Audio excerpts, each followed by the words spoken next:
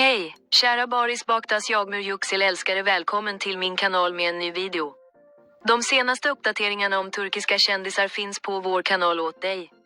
Yağmur Yüksel delade sina hjärtliga känslor om sitt äktenskap och var verkligen rörande. Barış Baktaş berättade för Yağmur Yüksel om sitt äktenskap. Barış Baktaş berättade om förhållandet mellan Regn och livet de grundade tillsammans i en intervju. Han förklarade att hans äktenskap med Regn är en av de mest meningsfulla upplevelserna i sitt liv.